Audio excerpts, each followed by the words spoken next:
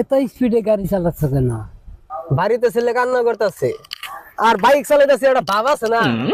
হুম, বাপ সুইটা যাবো গা।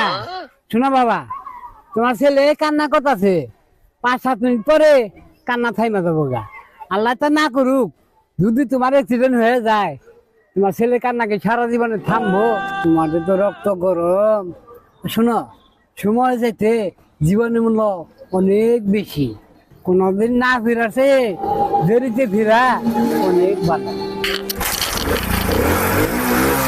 কাকা, আমি টাকা চালক, আমার কিছু হবো না।